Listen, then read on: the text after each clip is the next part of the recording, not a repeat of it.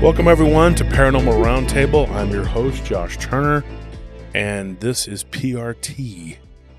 At least that's what people call it. And my co-hosts today are Anthony and Nellie. Welcome. Hello. So, everybody that's familiar with the show, they know that we talk about a lot of different stuff, a lot of different weird stuff. What a lot of people don't know is that we are not just a YouTube channel, we're also a podcast. Podcasts and YouTube channels are two different things. Yeah. But they're very similar. We do both. And so we drop on like 15 platforms, like every platform out there, pretty much. And so we have listeners from each one of those platforms, and there are some that only listen to the YouTube, watch the YouTube shows, and then there's some that only watch us on Spotify or Apple or whatever, SoundCloud, or just whatever's popular now these days. We drop them all. So this one here is going to be, if you haven't been watching the live streams, there again, this is connected to a live stream episode about a guy named Albert from Corpus who had gone to visit his family and his brother-in-law, and he's the one that gave us this story. So, I'm sorry, not brother, it was his cousin. It was his cousin Jesus, also known as Chewy, and we've been over why people, Jesus, we don't know exactly, but people named Jose are named Pepe, and people named Jesus are named Chewy. So in this story, there is a Pepe and a Chewy. And they actually lived in the same vicinity. So it's just so you know, Jesus is Chewy and Pepe is Jose. Yeah. So it would be his cousin's husband. Okay. And her name is Gloria. And so we're going to talk about that. I don't know, on the YouTube show, I don't remember what we called her. I don't remember if we said her name or not, but at that time we didn't have all the information to give the names and all that and permission. So anyways, her name, we're going to call her Gloria. That's her middle name. That's what we're going to go by. And yeah, Pepe was pretty cool about everything. He doesn't care. They don't actually live in Falfurrias. They live out on a ranch outside of Falfurrias, or they did, not anymore. After what happened, but there was something, and we don't know exactly what it was, but it was like a harpy, vampiric Lechuza. We don't know exactly, that plagued, this guy, Albert, and his family. And I guess for lack of a better understanding, it followed him. It followed him over to their place. Mm-hmm. And it was the holidays, and he went over there. And so if you want to know more about what happened to him, just go to YouTube, and you'll find it. It's one of the live streams. We're not going to get into a big old long thing. We have a lot to talk about. But before we do that, be sure and check out Paranormal Roundtable, the group on Facebook. We have nearly 10,000 people on there. I don't know, 9,000 something people in that group. It hasn't grown much in the last whatever. I don't know why. It just kind of got to like 9,000 something and just kind of stopped. I quit giving out invites because Facebook wouldn't let me. They wouldn't let me grow it. Like every time I'd send a batch of whatever, they would stop me and start saying that I was spamming. And so I just said to heck with it, and it's just one of those things. We just kind of gave up on it. But we have a 9,000 something people in that group. And people post all kinds of stuff too. And there's links to like other people's shows and just all kinds of stuff on there, man. And we are good friends with quite a few other podcasters and YouTubers, and we promote their stuff. Typically, if they're pretty cool, we don't have a problem promoting it. Go listen to as much as you want of other people's shows. It doesn't bother us. Get as many opinions as you can. Get as much knowledge as you can. Soak it up. That's the thing. And so, that being said, if you really enjoy Paranormal Roundtable and you like what we do, you can always watch the live streams and support us, and you can make a donation, or you can join the Patreon, or you can become a member to the YouTube channel, which is $5. And then we do a giveaway every week. We give away at least 3. We pick somebody, at least 3 people, to enter into to be given merchandise. The Patreon is simple. It's $10, $20, $30, $40, $50 tier. It's the best way to support the show. You join up, and after 2 months, you get a swag bag. And then after 6 months, you get another one. And then you'll get another one every 6 months after that. And that usually features like the newest merchandise, the hoodies, the caps, shirts, whatever. We have a thing going right now. We're about to do, make 100 tumblers, right? Mm-hmm. And we're going to give those away for the Patreon members. And it's an exclusive to Patreon members. And you have to have been a member for 2 months to get that. But you'll get that if you are a member. And we're going to start doing some more things with the Patreon. We're going to start having meetings with each other with the Patreon, between us and the Patreon members, where we can talk to them, get their input. You're going to be able to have a lot more say in the direction of the show. And it's going to be a good thing, because you're going to be able to help make decisions about which direction we should go, what you want to hear, what you want to talk about. Your input's important, and what kind of products you want to see, and things like that. And new stuff comes out, you'll be the first to know about it or get it. So we're going to start doing that pretty regularly. I think once every couple of weeks we'll have a Patreon episode. And we're not putting anything behind a paywall. We don't do that. So, it's not going to be anything that the other people won't hear. It's just something that you may hear first. So that's the plan for the Patreon. So go check it out. If you want my autographed books, the $50 tier, $40 and $50 tier is a way to get those. And you can get other people's autographed books on the lower tiers. And then if you join the higher tiers, you can get mine and theirs, along with hoodie, shirt, cap, things like that. So that being said, let's get started. This story that came to me, and like I said, I'm not going to get into a big old thing about Albert, but this creature that had attacked his family. Now, it's weird because it seemed like there were 2 different things going on just by the appearance of this thing.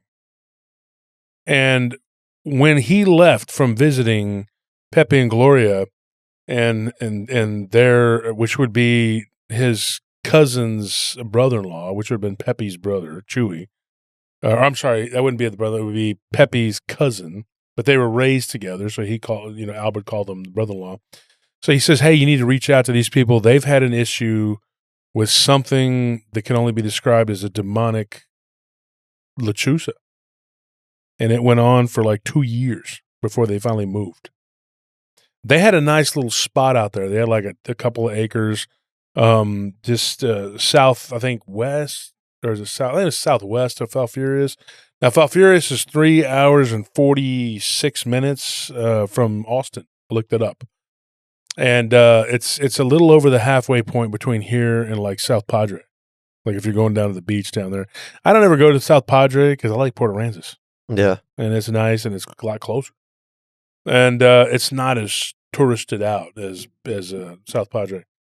And plus, I like Padre Island up there, and I like Mustang Island up there in Port Aransas. But that's just my personal preference. And they got some creepy stuff there, too. It's haunted. We've heard all kinds of weird stuff.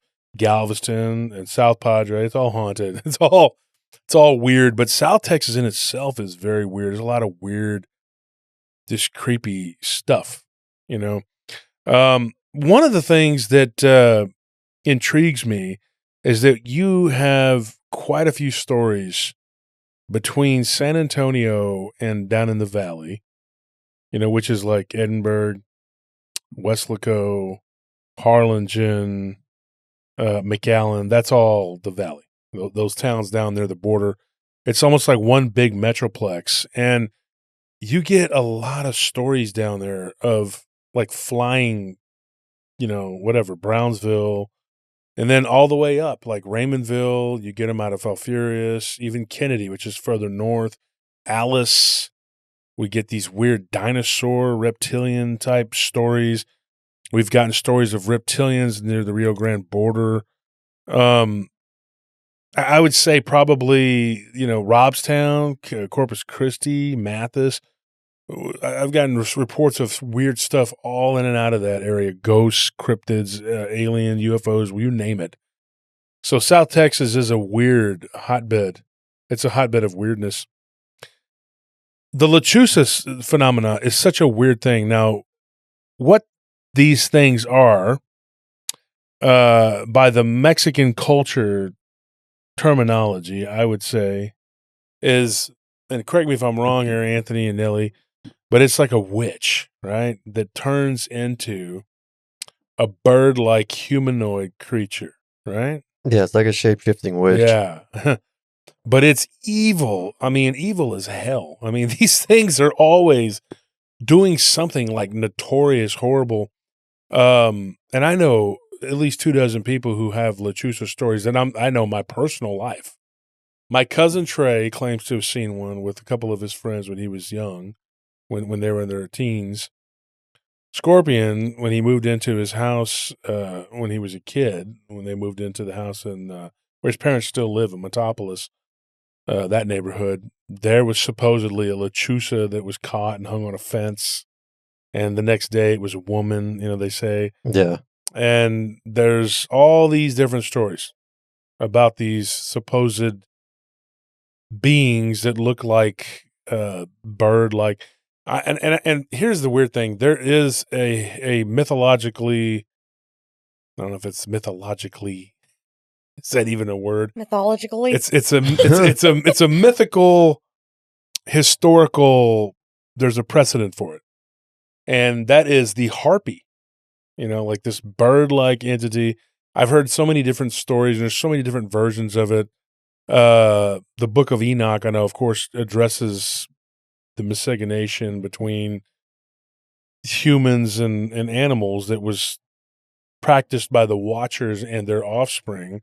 Like, not only did they create these weird hybrids, but then the hybrids themselves created more.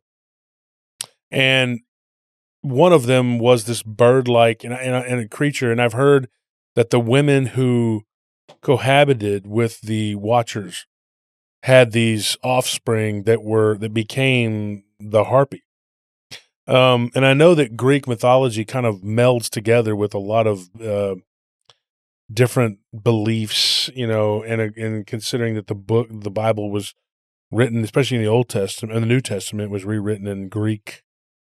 The Revelation was written in, John, he wrote it in Greek text. I think that was strategic to slip it by the Roman guards who couldn't read Greek. Most of them were illiterate and couldn't even read Latin. But, it is in the Book of Enoch where it talks about, it's a book that should be in the Bible, it's not, but it talks about these creatures and calls them the Nephilim. And that these creatures, giants, but the flood, now supposedly the flood, this was antediluvian, but then when the deluge came, it wiped out these beings and it created demons, evil spirits, because it says that they became evil spirits for all time. So they haunt the earth now. And if you notice, I would say probably 90% of these demons that aren't just shadows, they look like a mixture of, like an amalgamation of different types of animals and human. Have y'all noticed that? Yeah, definitely. Yeah. And so like you see Goatman, it kind of looks like Baphomet, it's like this demon.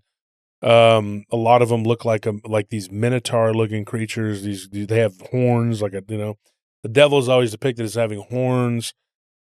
The story of Tiamat, she was fighting her son Marduk because he murdered their dad. And then she created these different species, and very specific, the wild hairy man, which sounds like Bigfoot, the scorpion man.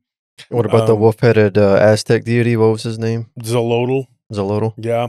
And a lot of them are deities. Yeah. The jackal-headed deity, which those are the guardians of the dead in Egyptian and Aztec culture. Yeah. And then you have Shipe, which we've been saying it wrong, Zype or Zep Totec. It's actually Shipe Totec. I looked it up. Okay. Somebody corrected me, and I was like, no, this guy's named Dawson. He messages me. He says, you're saying it wrong, bozo. Oh, excuse us. And I'm like, look, Dawson, you're full of crap. And I looked it up, and I was like, I stand corrected. I have been saying it wrong. Well, but I don't like your snarky attitude, Mr. Smart Know-It-All Boy.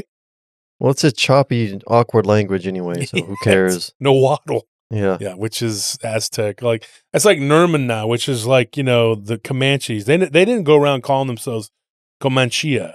They began to say that later on because the Spaniards had given them that name, so people knew that that's what they were. But to one another, they were called the people or Nermana. Yeah. Or Nirmana, depending on, whatever. But they themselves spoke that Nerm language just like that. They spoke Nahuatl, or I forgot if they actually called it Nawa or something like that. So I think technically, like if the L comes after the T, then the L is silent. I vaguely remember reading that somewhere. So it might just be Nawat. I don't know. Doesn't matter. Who cares? But anyway, it's the Aztec language, and they spoke that what they called whatever, and so you have these different types of deities. Now, Shaip Totec was actually a jaguar-headed deity, and he was known as the flayed skin deity because he was always seen sporting a brand new human skin, and his high priests priestesses would actually flay people on a regular basis and hang it over the idol in the temple of Shaip. And so vibrant culture. Yeah, it's nice. A bunch of dreamers. And so they dreamed up some pretty horrible things. And I like it when people go, oh, that's all propaganda. Like, no, it wasn't, because they found inside of a building that they were excavating or they were trying to build the foundation for in the middle of Mexico City. And they found like literally 40,000, bodies that had been sacrificed. And that was just in the ruins of one temple, So the Aztecs were actually pretty busy killing everyone around them. That is true. I don't care what anybody says. They can say there's propaganda. Not to mention their own artwork depicting themselves doing these things. Yeah. And it's not what the show is about, but it's funny that people will argue that, and they'll argue vehemently because they want to believe that the real propaganda of how, evil people from across the ocean came and wiped out a vibrant, beautiful culture. It wasn't a vibrant, beautiful culture. It was one of human sacrifice, suffering, and sorrow. They killed children to get rain. But we're not going to get into all forever talking about that and how brutal the Comanches were and what they did. Both civilizations were busy committing, atrocities against their own kind, the other natives. So I myself am part Comanche, so I don't, but I'm not going to sit up here and have a big old dissertation about it. It's just that these beings, these entities in the Kiowa, who were very close friends with the Comanches, they on their own totems had these amorphic, like one that looks very much like a werewolf, another one that looks like a jaguar, another one that looks like a bird. The bird one is interesting because it's like a crow. It's like a crow-headed being that looks kind of like Thoth, from the Egyptian pantheon. And so I don't know exactly what this is, but I can say this. If I had to say what the Lechuza, these women, they're called brujas, and they practice brujeria. And what they do is they do magic, right? And supposedly it's not the same as being a curandera. A curandera is like somebody who is doing good magic. Yeah, it's supposed to be like a healer. Yeah, shaman. And so the bruja is doing bad, or the brujo, and they're doing evil. And so without fail, one of the main shape shifts of the Hispanic bruja the go-to is an owl. And so that is why I label this as a Lechuza. Not to mention that Pepe and Chewy and his girlfriend and then, Gloria all kind of said this is what they thought it was. Now, like I said, we're not going to get into what happened with Albert. I think it was something that maybe was attached to him and his daughter, and they brought it there.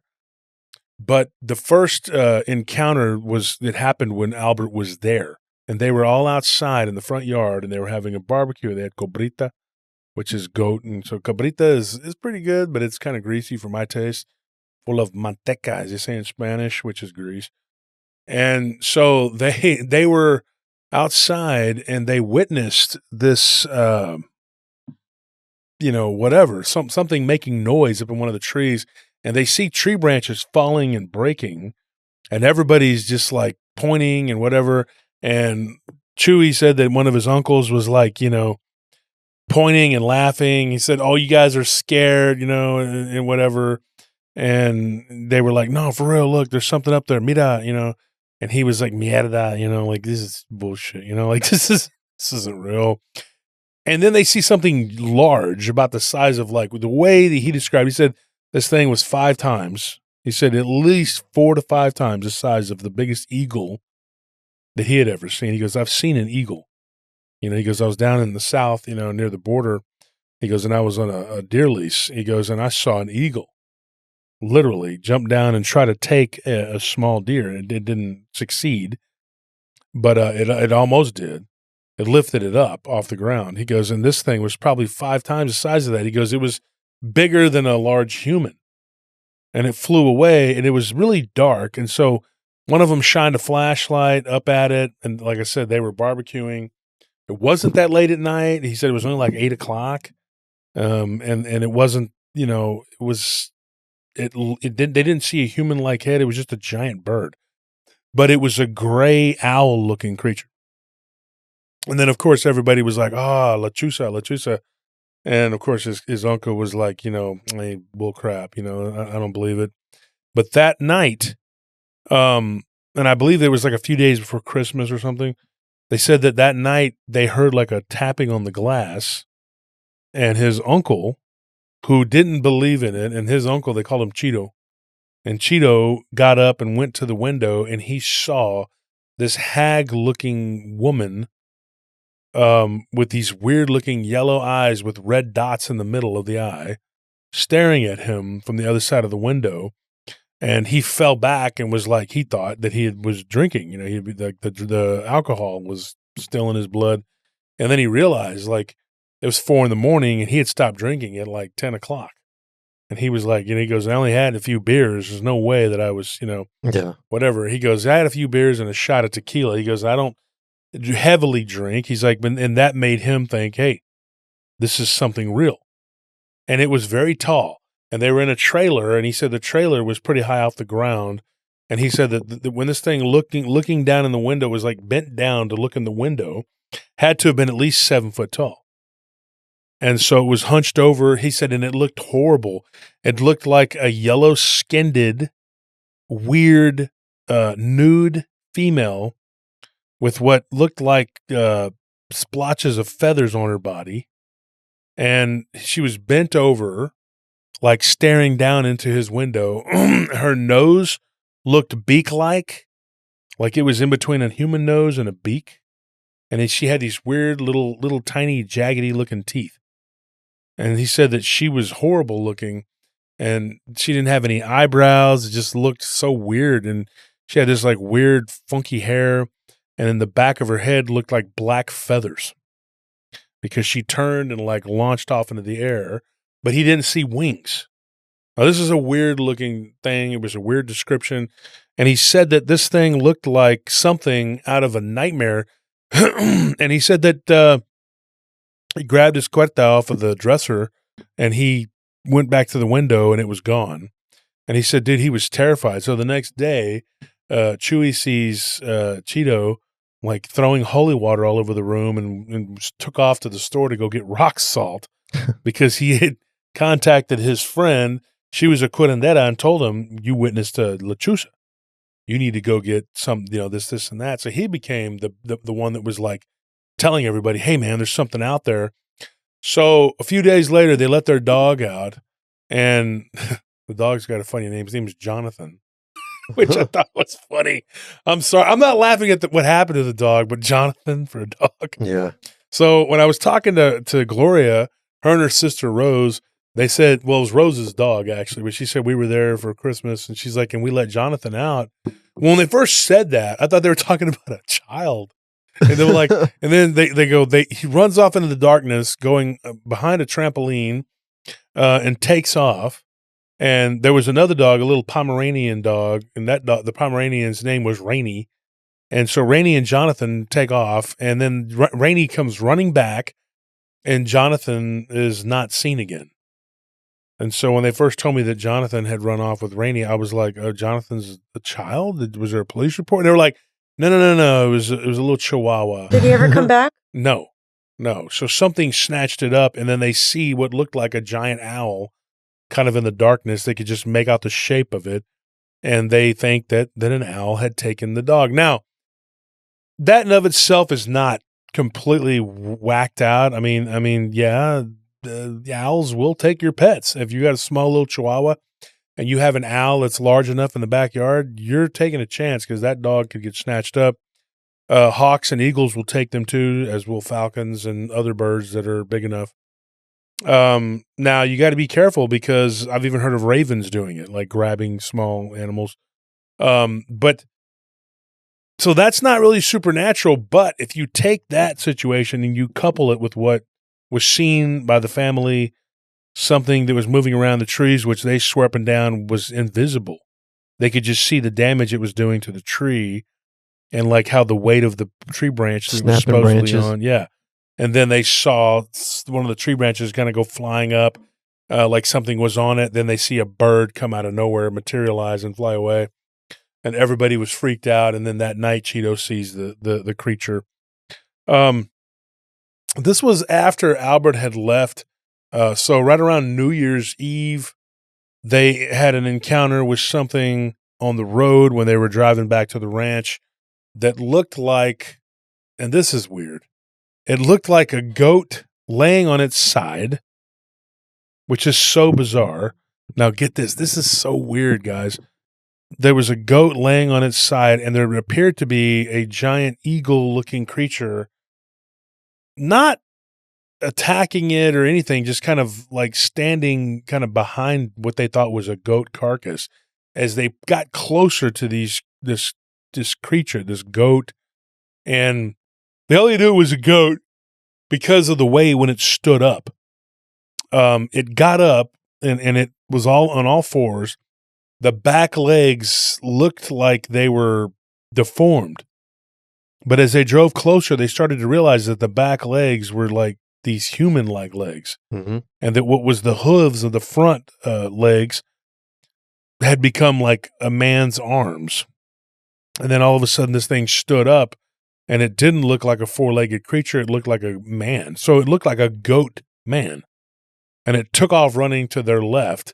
And this eagle-like thing that was standing behind it, which was very big, it was the size of a large dog, took off flying up into the air, and the same thing happened. The legs of this bird were hanging down, dangling, and it looked like a woman's feet. And they saw this. So there were two of these weird anthropomorphic creatures that just kind of like took off in two different directions. And one of their friends that was with them decided that his name was Dwayne. He decided that he was going to shoot at one of these things. And he took a shot at the goat-like creature, but it got away. And then the bird-like creature swooped back down over the vehicle and scraped the top of their vehicle. And so they were really upset, and they got onto him because it ripped the top of their Jeep open. It had one of those soft tops. Yeah, the convertibles. Yeah, and so, it was really weird. And then another thing that happened a few days later, there was this really bad storm. Now, here's the weird part, and listen to what I'm going to tell you. This storm only encompassed their ranch. The neighbors and no one else around them got rain or had this little mini flood that ruined one of their sheds and ended up releasing some of their hogs. They had a hog pen, and they had some goats too, but which is initially what they thought that was in the middle of the road. And the hogs got loose and were running around. They never caught them again. I thought this was interesting. Now, if you know anything about the harpy, They're associated with storms and wind, and they're often called like wind spirits. And there's different names for these creatures. Like in Greek mythology, they're known as Zeus's hounds. Like Zeus would send them to go grab people and bring them to him, and they would do his bidding. And that, I think that because the Greek gods are oftentimes associated with the Watchers, that maybe the harpy is the reason why they say that these women that cohabited with the Watchers became these creatures. It was like a sentence or whatever. They were stuck, that way. I think it's very interesting. And you get these like anthropomorphic, like, bird-like creatures that look like a harpy or a Lechuza. Now, my theory on this is that there could be evil spirits that are these things, but they're also people that I think can turn into these creatures because I think they're possessed of them. And what I mean is like we hear about the others that attach themselves to these people that shapeshift into wolves, werewolves, whatever, vampires. They get these things attached to them.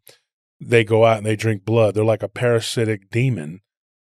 Why not this harpy? These witches that do this could be channeling this harpy-like demon, and it could be the same thing. It could work the same way. It could be one of these Nephilim demons that, gives them this ability to shapeshift and allows this sort of symbiotic possession, whatever you want to call it. And that's what they're tapping into. Like you said, the Kabbalah, how the Kabbalah refers to them as compressed beings from a universe that collapsed, and so their forms are just like these wild animal humanoid hybrid just shapes. Yeah, and I wonder about that because these creatures that have these abilities that are like, I don't know if they're humans with animal characteristics or animals with human characteristics. I would say this. I don't think that now I do know that if you were to go back into the different ages, I know that people were a lot bigger and a lot taller in the last age, which was the antediluvian period, the days of Noah.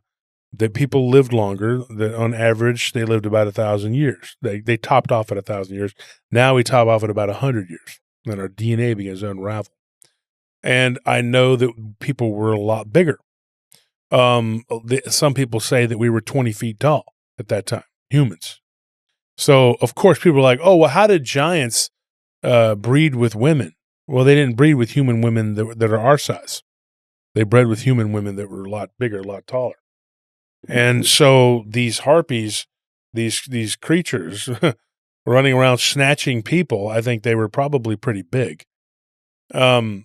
But if you have the modern human being possessed or of this evil spirit, it might get bigger, but it's not going to be 20 foot tall. It's going to be stretching out the human form.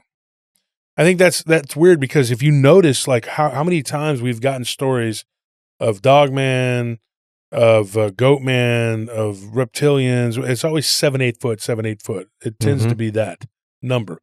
Their height averages out to that. It does. It comes out to that all the time. It's like maybe 6.5 foot, and then some people will estimate with Bigfoot like way big, like 8-9 foot Bigfoot, whatever. Interesting on that property. Joe, one of the guys that was there, him and his buddy. Now he was one of the people that was originally involved in the story with Albert, and his name was Henry. He was a black guy, but Joe and Henry had gone out to go fishing at one of the stock tanks out there on the property, and it wasn't really their property. It was their neighbor's property behind there, and the neighbors had like I think 12 acres or something, and it's a very desolate area. If you look at it on the map, there's no towns, there's nothing out there. It's just out in the middle of nowhere, And some of that area is kind of ugly too. It's like scrubland. Kind of looks like where I grew up as a kid out in West Texas. Until I was so glad we moved back to Central Texas. because I remember it as a real small child, like how pretty it was in Central Texas and green. Then we go out to West Texas, and I remember coming back here to visit every holiday, and I was like, it's so much better here, you know? Yeah. And we go back out to there where the trees were 4 foot tall, you know? And somebody made a joke one time. They lived out in that area near Anson, and they were like, there is this Haskell rascal that runs around and, you know, terrorizing people in Haskell County near Lake Stanford. And like, where does it hide? Because the tallest tree is like 5 foot, you know, it's like Haskell rascal is like a 7.5 foot tall dogman type creature. But some people say that it's like a panther-like creature. I know talking to Lyle the other day, Lyle Blackburn, he was talking about it being like getting reports of it being like a cat-like panther type thing. But I've only heard that one time. Most of the reports I get are of this weird, gnarly-looking dogman type creature with this frizzed out hair. It looks like somebody put a blow dryer over it. I'm not even joking, man. And that's the town I used to live in Haskell Rascal. When I was a kid, man, people were like scared of it. They were like, dude, Haskell Rascal, you know, you don't go out in the countryside by yourself. Yeah, there was some woods out there too, though. I mean, you know, places where hogs could hide. He had that 70s hair going. Yeah, his hair was not perfect. But, you know, Albert had said that, you know, he saw this Lechuza creature, and his cousin, Pepe, and his wife, you know, they were all outside drinking beer, and they had this encounter or whatever. But Pepe said that he saw something different than what Albert saw, and then his wife saw something different, which makes me think that these creatures have some sort of supernatural ability to make you see different things. I believe that. Yeah. And it was so different that Albert thought it was like a black female looking creature. And Pepe said, no, it looked like a white female. And his wife even thought it looked like a Hispanic female. And I was like, how could y'all all be on different pages? You know, what is that? But then there was Robin, who was one of the daughters of Rose, who was staying there temporarily. And Pepe, he was like, man, he goes, I have my whole family staying over here at my ranch. He goes, I just want to be left alone. He goes, I go out to my diesel and just go to sleep so I don't got to be around all these people because all their kids are there. You know, he goes, that's what I get for having a big house and whatever, you know. And he was kind of joking around about how Hispanics have big families. And he goes, if you're the unlucky one with a big house, everybody ends up staying with you. Yeah. So he goes, it's not your house, it's our house. It's our house. And they're all living out, and then everybody's outside drinking and playing music until 4 a.m, you know. And then he goes to work, and they're all like, hey, what's up? Oh, you're the sucker that has to work. But no, he said that, dude, it's okay. He's like, I enjoy being able to help take care of my family. Most of them had grown up poor, you know. But he was saying that Robin, his sister-in-law, that was her daughter. And she was 13 years old. And she told them after this whole Lechuza thing, they kept thinking that it was something that had started with Albert and his daughter. But she said no. She's like, remember, Mom, when I was 7 or 8 and I had that slingshot, it was her brother's slingshot, and she shot something that she saw up in the tree. And she's like, you don't remember that bird-like thing that fell down out of the tree? She's like, and it was like this weird, like half human, half bird-like thing. And it kind of like flopped around the ground for 2 seconds and then stood upright. And it was like a woman that ran really fast, and she went out into the road and was gone. And her mother, here's the weird thing too. Like, so Rose, she's like, holy crap. She goes, I didn't remember the incident until Robin brought it up. And she's like, and it had happened several years before. And she was like, it was like all of us, like it had been wiped from their mind. So that's a weird thing. And then so Albert was like, see, it wasn't me that brought this crap, you know? It's like, so a few months later, when everything had kind of died down, Henry, who was a black guy, and John, who was a white guy, they were, and that whole area is overwhelmingly Hispanic, but they were, you know, a couple of the people that weren't, and they were in one of the last stories we talked about with Albert. And they all grew up together. They were all friends. And Henry had gone to one of the tanks of the neighbors that had like 12 acres out there. And he had taken John, and they went fishing. and there was this bird-like thing that kept swooping down over the tank and trying to grab fish. And they thought it was just like a giant bird, but eventually it succeeded. It grabbed this really large catfish, and then it swooped overhead of them, and they look up and they see what looks to be like a human female breasts exposed on this creature and a human female face, which was so weird. And it looked like a nasty crone, like, it was just really weird. And so they got freaked out. They took off running and they ran into this tree line, and they left their ATVs behind, or their ATV behind. It was a 2-seater, and it was like a farm vehicle. And they left it there, and they were like, wait a minute, we should have grabbed the ATV, but they were too scared to come out of the tree line because this thing kept swooping over the top of them and like slashing its claws, or talons, as they said, into the top of the tree line. And so eventually it kind of just took off and went off into the west and was like heading toward the setting sun. And they ran, and it was in the spring, and they ran to their ATV and they took off and they went back to the main ranch house of their friend. And when they got back to their friend's place, they told him what had happened. They started experiencing lightheadedness and dizziness, and they went to the hospital that night. Both of them did, and they went to the ER. They were treated for AFib, which I've been in before, and it gave them like high blood pressure. So these guys literally got sick. And it was something that they couldn't explain. Henry's wife, well, at that time she was his fiance, but she had told him to, they kind of pushed them both to go to the hospital. And John's mother was like, yeah, you need to go. He said he was having vertigo. He was having dizziness. And for whatever reason, Henry developed like a stuttering issue for like several months afterwards that would come and go when he would get excited. And then he ended up on anxiety medication, and he was having like bad dreams. He couldn't figure out why he was having these bad dreams. He was having nightmares. And then he had what he called a waking vision of this wolf-like creature that had come right up to the doorstep of his house. And then he saw this woman standing behind it by a tree and was like moving her hands back and forth like she was manipulating the beast, as he called it. And then John had like these weird nightmares where this woman would come through his wall. And then when she would take off, she would go up into the ceiling and she would flap these black wings that would come out of nowhere. And just, he kept waking up, and he was living with his mother at that time, and his mother was ill, but John developed asthma, which he had never had before. And so it was like there was this weird stuff going on. Both of them were driving to work together one day, and they ended up driving through a hailstorm, which shattered their windshield and nearly made them drive off the road. Well, they ended up off the road, and they ran through a barbed wire fence, narrowly missing some fence posts and almost flipping their vehicle when it hit the ditch. And they thought it was a freaky thing because it was like real short-lived, and all of a sudden, like I said, there again, these harpies are associated with wind and storms and all kinds of weird stuff. They have these abilities.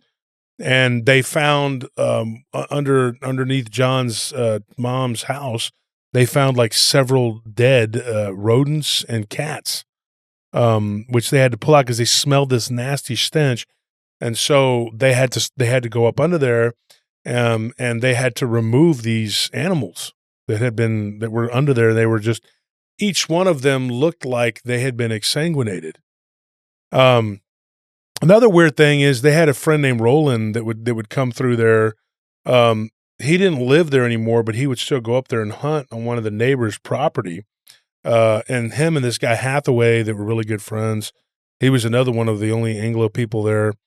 They were like really close, and he used to work for Hathaway on his farm, and their families had been working together since like Texas independence. Like they were joking about how long they had known each other, and they trusted each other. And so one day Roland went out to hunt on Hathaway's property near his farm down by this creek, and he runs into what can only be described as a very cantankerous and malevolent Bigfoot type creature that chased him back to his truck.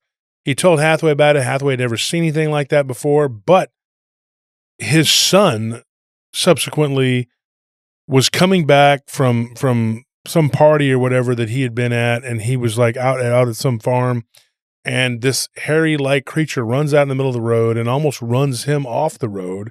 And then when he turns to take a look at this thing, as he's like getting his truck back onto the county road that he was on, this creature that looked like a big, hairy, ape-like, man-like creature jumps up, like just jumps and goes straight up into like nothingness, as he described it. And then it was gone. Like it was just gone. Boom. Now, all of this did not just take place in like 1 4-month period. No, this was spread out over several years, those particular encounters. But I'm just giving you some backstory into that South Texas corridor in that area. Now, this happened about 20 miles away from where they were at. And it's very rural out there. And those ranches have changed hands, and other people have moved and come and gone or whatever. But this all happened, in that same, area.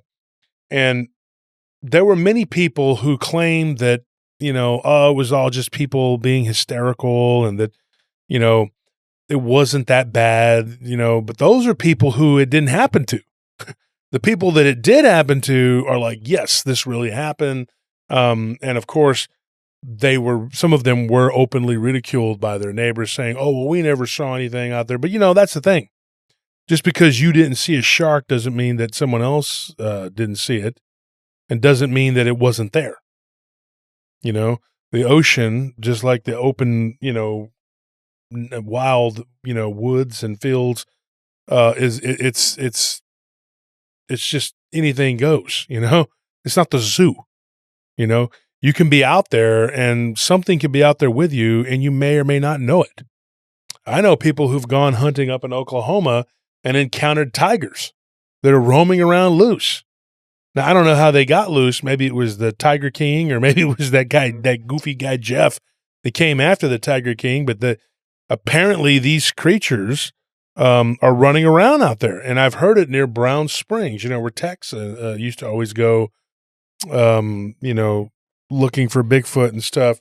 And there's been a lot of my colleagues that have gone to that area and have heard roaring and sounds of things that sound like tigers and lions. Well, that's because there were a lot of people who had exotic pets in that area, and some of them may have gotten loose. So who knows? I mean, there may be some out there. I know Texas has more tigers in captivity than there is all out in the entire wild. Yeah. So some of the shrieking and roaring, there's no telling what it could be. But anyway, there seems to be something going on with this harpy type creatures doing what they do. These people going to the hospital because of the shrieking noises, the shrieks that went through their body, is what caused them to have to go to the hospital. And that was John, and then of course his friend Henry. And then their friend Nathan had something similar to that happen. He was outside and he was working on his son's ATV, and they were trying to get something done. I don't remember what they were doing exactly, fixing the axle or something.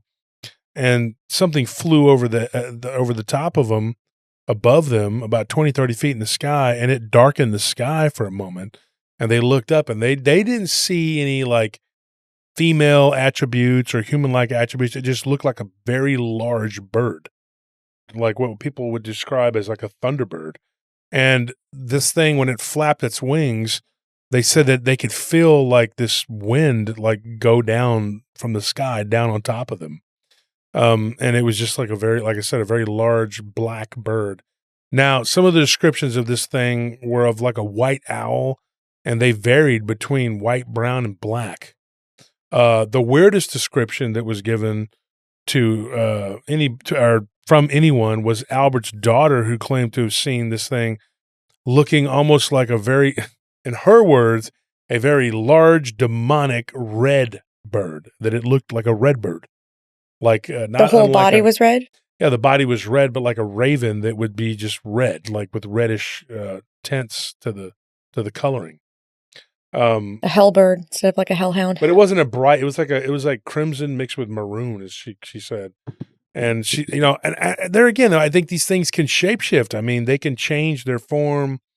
It's demonic. I mean, there's no other way to put it. I mean, I don't know what else you could call it. But what were you saying though, Nelly, about these creatures being like? I forgot how you had worded it. Different fear frequencies for everyone are individualized. The entities know how to read everyone's frequencies so they can project what your fear is, and that's what you'll see. But going back to what you said earlier about her controlling another entity, it sounds like she was able to create and manipulate a spiritually created hologram, perhaps. I don't know. You think that the wolf thing might have been a hologram? What if it was something? What if these entities are able to create holograms through project project it and control them? Well, the weird thing about that was that Henry didn't say like his animals. He's got like 3 very large dogs, a pit mix, and then like a shepherd and a couple other animals that should have been reacting to this thing, and they weren't. They were just laying there on the floor. Then they can manipulate it to where only humans can see it at times. Because if it was a real wolf canine type thing, there should have been some sort of like fear reaction from the animal, some sort of growling or howling, or the dogs might have been. These dogs are very quick to be defensive of him. Yeah, because it's strange how some people only see these things, yet other people have full on experiences with them. And what are your thoughts about the guys getting sick? It can manipulate, it can do that kind of stuff to where it can cause you AFib. So all of them seeing something different. The flesh is just like us. We work on computers. We can take it apart. We can fix it. We can manipulate it to do what we want. Them, it's a spirit. Their spirits or their spirit energy can manipulate what we see just by tampering with us. They don't have to take us apart because they're more advanced, but they can make it to where your eyes see exactly what they want you to see. Because I've heard that before where people have seen something with a group of people, but they all see something different. I mean, that even happens with like the normal world, that people see an accident or somebody get robbed and everybody describes the robber totally different, Yeah, and some people say that there shouldn't be eyewitness testimony, but, eyewitness testimony puts people in jail all the time. So I'm not really a big believer in that. I think that there is a lot to be said for eyewitness testimony. I think I'm kind of on the same page with Nelly that whenever these things, well, with witches especially, they'll set up like this illusion that manipulates people's perception to change how that person sees them. Like for instance, if their true form is like a nasty old woman, then a young man might see that woman as a beautiful young woman, but that takes practice, that takes energy, and it's not always going to work out perfectly. So if different people saw this thing, but they have different perceptions of it, whatever illusory magic that was being used, it could be, like a weak form of it, or it could be that the practitioner is not particularly adept at that form of it. I don't know. Yeah, I have a question for both of y'all, and I want your input on this. It seems like to me, like when it comes to the male, medicine men that are doing this, or brujos, as you call them, whatever, sorcerers, warlocks, they tend to gravitate more toward, like, you don't hear as much about, like okay, for example, the skinwalker oftentimes is like a wolf-like creature, or sometimes a bear or a deer, and on the rare occasion it seems to be like a bird type creature. And then when it comes to the females that are doing it, the witches, brujas, whatever, they're the ones that tend to be the Lechuza, like, they're the bird-like entity, seems to be their preferred form, and they tend to be the ones that you see flying, you know what I mean? Like, Like the guy at the furniture place that told us about he saw that woman flying around on a stick. Mm-hmm. You remember that? Yeah. I mean, like, dude, that we need to get him on the show. We got to let him tell that story because I don't know. And it just seems like those are the preferred forms. And sometimes you'll hear about a female turning into like a land-based animal, but it oftentimes involves like a bird-like entity. But I think it goes back, like I said, to the demonic harpy type creature having spun off from the Nephilim, and that is the form of demon that these women end up being joined with in this symbiotic evil, whatever you want to call it. I don't know. Do you know what I'm saying?